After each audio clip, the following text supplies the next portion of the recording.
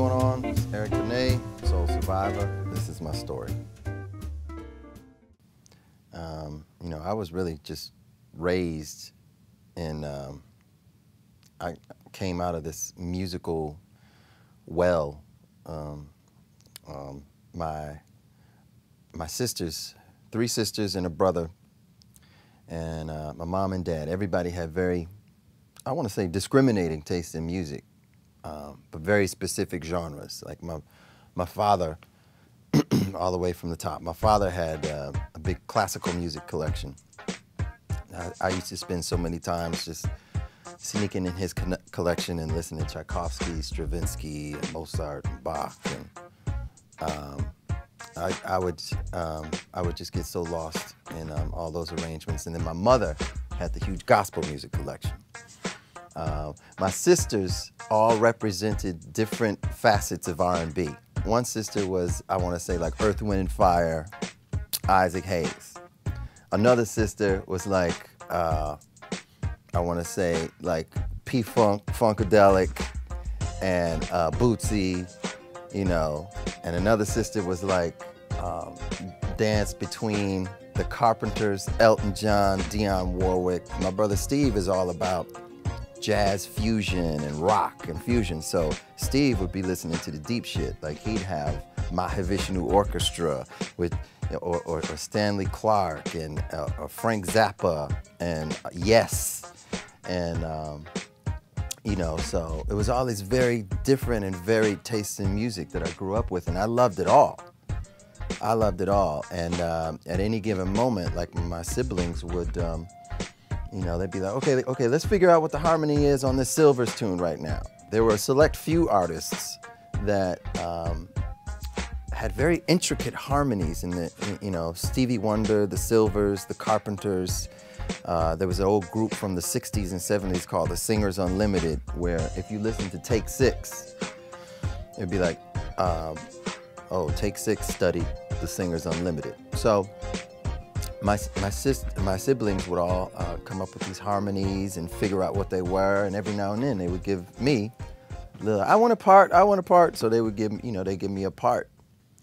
Growing up in this environment, I kind of thought I had nothing really to compare it to, so I kind of thought everybody's family was like this. I thought people would just go home, they would have their dinner, you know, they'd do their homework, and then people would sing. I mean, I thought that's what everybody was, and then, so I remember at a very early age, like 4 years old, like having my own music in my head, having my own arrangements. You know, I'd hear the melodies, I'd hear like strings doing this, and I just thought everybody had this soundtrack going on in their head. I never actually thought about writing it out because I didn't know how to read music, and I just would remember one of my ideas, and I, you know, in my own little private, you know, mental iPod, I'd be, oh, let me hear that again. So I just play my little idea again over my head, and I thought, you know, everybody had this thing. Until I was around a cousin of mine, George. George was like brilliant on the guitar. George was like 8 years older than me. So George and I never really hung out. You know, I was always like a little snotty-nosed little kid. And George was, you know, when George was like 15, 16, and 17, I was like 9. You know, nobody wants to hang around with their little, you know, 9-year-old cousin when they're 15. So, but when George was around 17 or 18, I must have been around 10 or 11, I thought, well, let me put one of my ideas down. I mean, let me just like, and I did, like I said, I didn't know how to write, so I would just record it. I took like a little tape recorder and I would record my melodies. You know, I had my verse, I had my bridge, I had my, and I'd let George hear it. And George was like, wow, you came up with this? And from then on, George and I started collaborating. Yeah, the first song I wrote was called The Phone. It sucked, but it was supposed to. It was my first song. But it was, but George had enough musical insight at that point to see, wow, my little cousin knows structure, he knows melody, he knows how to write a lyric. And then George and I just started like banging around musical ideas from then on, you know. And George, by the way, wrote, you know, we've been doing it ever since. So George and I wrote and produced the entire new record, Lost in Time. This world ain't nothing but crazy. I'm out here working, trying to make it. There was this episode, you know, I was having a little tough, years ago, I was just going through something where I was just really depressed, and I wasn't particularly with having a relationship with somebody, but there was this one young lady that we had spent some time together, and we basically, you know, we hooked up. Like, it went down, and when it went down so beautifully that I felt, you know, I felt like this healing through the process, like through the touching and the kissing and the romance and the connecting of our emotions. And I just felt like a lot of the depression and struggle and the pain that I was going through at the time, it not only alleviated in that moment, but it, you know, it was kind of like a catalyst for me coming out of the depression. So, oddly enough, you know, we didn't really end up having like a long relationship. It was just like, we're still cool, but, you know, it was a very powerful event that happened. And out of that event, you know, pretty much came me thinking about the chocolate legs and how, you know, you might, at least in that moment in my life, I needed that type of healing to bring me out of the weight of what was going on in my world. And that's all what Chocolate Legs is about. Spend My Life was my first #1 single. And oftentimes for me, I'm writing about something that I don't have. And I remember writing Spend My Life and not, you know, not being in a relationship, but yearning for it and wanting it. Songwriting is really about trying to transfer an emotion that's happening here and trying to transfer it to lyrics and melody, so that when somebody hears the song and they hear the melody, they're going to get some of that, that emotion. And for it to be so effective in a song like Spend My Life, where people want to like play it at their weddings, you know, that's a huge compliment. I remember in the studio, you know, I like to do a lot of, my background harmonies are usually pretty intricate, and they're stacked and they're multi-tracked, like sometimes 30, 40 times. And Tamia was not feeling that. She was like, because she basically had to, when you get to the chorus, the concept of the song was I'm singing the background vocals in the first chorus. It's all me. And then the second chorus happens, it's all Tamia singing all the harmonies. And then by the time we get to the end of the song, we're both joined and it's a union and we're both singing the background vocals. But when you think about how I like to do background vocals, that's a lot of singing.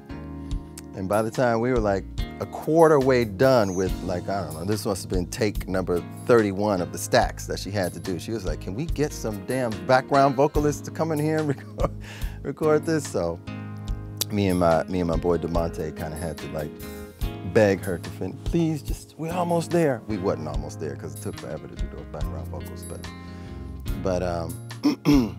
loved working with her, and I love how that song still touches people. Being a single father is the single most challenging and single most rewarding aspect of my life. You know, my daughter was born to you know, to be the daughter of 2 little young kids who, you know, weren't being extremely responsible. And lo and behold, God decided to give us a daughter, and it has turned out to be the best and most wonderful surprise of my life. And when her mother passed away very early in India's life. India was 15 months old, so I was still trying to figure out co-parenting with somebody, like how we gonna do this. I was broke. I had to get a job. I worked at UPS, and I was a studio engineer during the nighttime to, you know, put a little food on the table and diapers. And then Tammy passed away in a car accident. So it was, I don't know, I can't even begin to go into the emotional challenge, the logistical challenge, you know, the amount of pain that was to go through. But, you know, it has definitely been the refining fire of my life. You know, it's helped me to become a better person. Because of my daughter, I strive harder. You know, when I fall down on my face, I feel like it'll give me, because of her, I have a renewed energy to get up and be better and do better. And you know, now she just enrolled. I don't know if I should say to school. I don't want people hanging around her school and stalking her or nothing. But she's just moved her into her dorm room. And so she's kind of like flown the coop.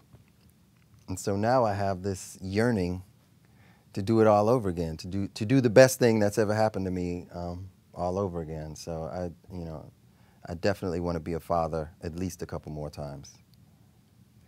Finally get back to what I used to be, shed my pain with my family, think I'm on my way. Sometimes I cry. Where I'm coming from with that is shit happens. Relationships end. Traumatic things will happen in your life. But the beautiful thing about the human condition is, you know, just like you get a little paper cut on your finger, it heals. You know, and so does your heart. But through the healing process, that paper cut still stings a little now and then, and it stings a little bit less, until you look and you don't see a scar anymore. So sometimes I cry is basically written about when that pain happens to the heart and you're halfway between not seeing the paper cut anymore and halfway between it still hurting a whole lot. So you've managed to move on with your life. You've even started to see somebody else. And that relationship has its great points, but you know, maybe when the right song is on the radio, or maybe when you're alone, you remember. Or it's not even like your brain remembers, but it's like your heart remembers something that you still miss very much. And emotionally, it'll catch you off guard and kind of knock you on the floor emotionally. And, you know, and like I said, it starts to happen more infrequently, but sometimes I cry is all about before it's completely gone. The name of the album is Lost in Time. I just, like the 70s to me, I mean, I grew up in the 70s, and that's where I fell in love as a kid. As a really young kid, that's where I fell in love with music, and I fell in love with that type of music. I fell in love with Al Green and Donny Hathaway and Philly Soul, and I listen to the radio today, and I hear I hear the influences of that time.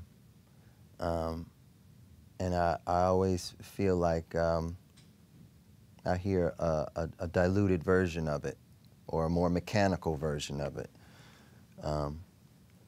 when I want to hear like the real thing. And so I wanted to make this record that felt like it was made then, like somewhere around the mid-'70s. It felt like it was, there are no computers, no drum machines, just, you know, musicians, and lyrics that are heartfelt and very emotional, and aren't just, let me think of a, you know, some songs you listen to and it sounds like somebody just wanted to think of a really cute catchphrase and then build a song around it.